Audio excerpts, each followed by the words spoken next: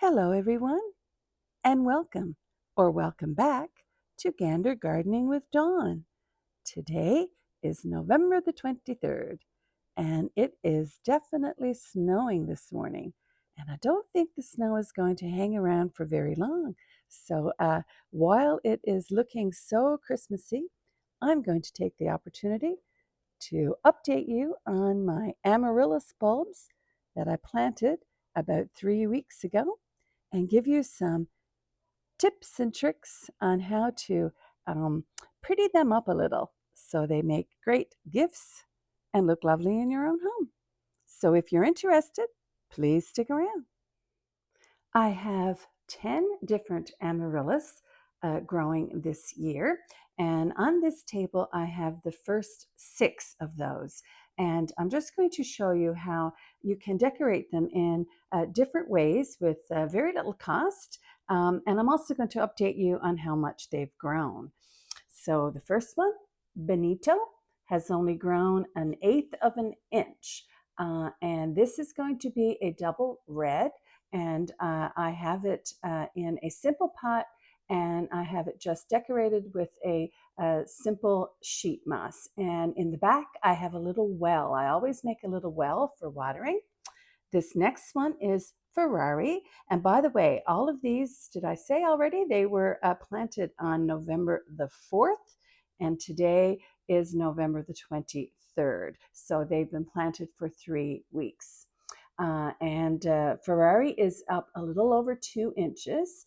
And this one I have put in a very sweet decorative velvet pot that's covering a very heavy but ugly pot. And I have decorated it simply with some spruce buds. And I just gathered those from my own garden. Next to that, we have Pink Panther and Apple Blossom. I have 2 bulbs planted in this beautiful earthen container that has its own saucer attached. And I have decorated it with very simple coleus because the coleus leaves match the color of the pot and the color of the growing stems. And the one in the back, 5 inches tall, is Pink Panther. And the one in the front is Apple Blossom. That one is 3 inches, but if you look closely, you can see another of the apple blossom coming out from that bud. So, and of course, a little bit of moss. So this is the first time I've tried planting them with other plants. And these were just a couple of cuttings that I had, the coleus that is, that I had rooted, and I'm loving it. Next to that, we have Benfica. And in this one, it's, by the way, 5 inches tall, and this is going to be a red as well. So I have it just in a simple, beautiful white pot with a few berries and a lovely red ribbon. And I should say that when I use a ribbon to decorate, such as this dark red velvet ribbon here, or this beautiful lime green ribbon that matches the plant so well, I will use that same ribbon to tie any of the straying or leaning stems later onto a stake. And so that way the stake itself becomes a decorative part of the pot. And so the last one, this is number 6, Double Delicious. Double Delicious is 7 inches tall. And as you can see, it has 2 really fabulous looking buds that are growing already. And this one I've decorated with, again, more moss and a lot of berries. So if you'd like to see me decorate the last 4, I'm going to be doing that right after this. First amaryllis that I'm going to decorate a little for giving is called Minerva. And it's a red and white one. And I've chosen to put it in this very cute, very simple snowman pot. And I've already tried, and the pot fits in really, really well. So the first thing that I need to do is just trim up some of the little bits of the dried and dead papery coating that's around the bulb. If you're uncomfortable doing this, it isn't absolutely required, but it does cut down on fungus gnats, and it does give a little prettier look. And I just remove any of the dark brown papery bits down to the level of the soil. It's kind of like giving your cuticles a trim, if you are familiar with doing that. And just down to the level of the soil is all you need to do. There we go. And I find that it is a very neat and tidy look. So just trim off any of the little extra, showing mostly then the green on the top of the bulb. Then I shake a little cinnamon. Here we go, all around the top. And I buy the cheapest cinnamon that I can find because I'm not cooking with it. And then I use a pencil, a blunt pencil, to just distribute the cinnamon in the top ½ inch or so. This does two things. The most important thing is it cuts down on mold, mildew, etc., because cinnamon is a natural fungicide, but it also gives a nice smell while it lasts. So that's really good as well. So here we have it now. We've trimmed off some of the papery outer coating. None of these bulbs had a whole lot of that, so that was a pretty easy thing to do. And we put the cinnamon in there. And now I'm going to move this one out of the way and place it in the snowman pot. Oh goodness, look at the fit. Look how great that fits in there. And this Minerva is white and red, and it's only up about ½ inch yet, but it's starting to grow really well. So once it starts, these things can grow at an incredible rate. So to finish this one off, since this pot is so pretty and so decorative, I don't think it needs a lot. So I'm just going to use a little of this green sheet moss. This is sort of a loose sheet moss, and I just like to tuck that in. And one important tip I'm going to give you at this point is to always leave a little area, sort of a well to water. Now these amaryllis, they only require about ¼ of a cup of water per week. That's all that they need once they're growing really well. They don't even need that much at this point, only maybe 1/8 of a cup while they are just starting to grow. But once they get going, you need to give them a little bit more. So what I usually do is I use my pencil and I do make a little well, and I try to have this well at the back of where the amaryllis will be, but where this is just loose sheet moss, you can make the well and change your mind and then move it somewhere else if the plant is leaning in another direction. And all this does is it just covers up the surface of the soil. It also discourages fungus gnats because they don't like going through this to make a home. And that's all we need. A little bit of color at the top to cover the bare soil. And this one, Minerva, is ready to go. This second amaryllis bulb that I'm planting up is called Maryland. And this one is a double white. And I've already trimmed off any of the excess. There was a little bit right here of the papery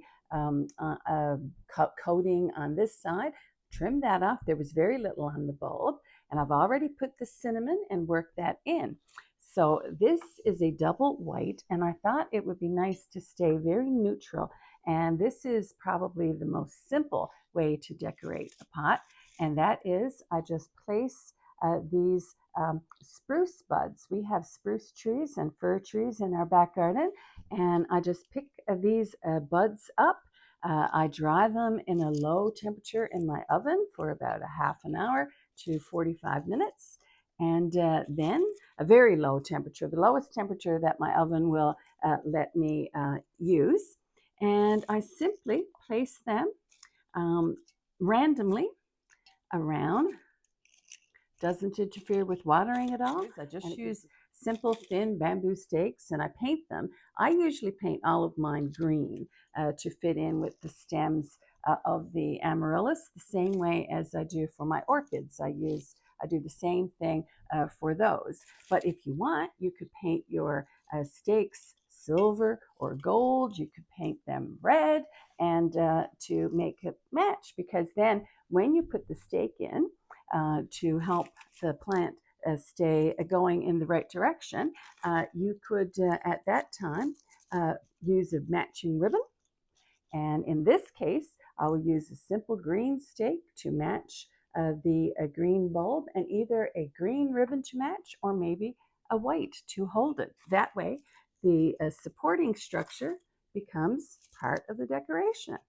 Now, isn't this simple? Hard to beat this for a very elegant and simple finish. And as you see, very Christmassy, and you get the added advantage in this case of a little bit of the scent of the cinnamon plus a little bit of the scent of the buds. This third amaryllis is red lion, which is another very, very common amaryllis that you can find in lots of places, and they show up frequently in the boxed amaryllis. And I have tidied it up, put a little bit of sheet moss, and I just found a little bit of cheerful red ribbon with these cute polka dots on it. So I have it in a pretty shiny and heavy vase or pot, and so I just used a little floral wire to go through the back of this simple bow that I tied with this ribbon, and I'm just going to use the wire to help push it down into the soil, and it's pretty easy to do that. And then I'm just going to arrange the tails of the bow. Okay, and see that they're about the right length so that they drape down gracefully to the surface of the table, wherever and I think this one needs to be about this long, a little bit shorter than it is. And there you go. Now, hard to beat that for a very simple decoration for an amaryllis that's planted. Red lion, and this one is only up about 1/8 of an inch, but it is starting to grow, so now that it's starting, it won't take long. This last amaryllis bulb that I'm going to be decorating right now is the newest one that I have. The others were all bought in very early November and planted on November the 4th.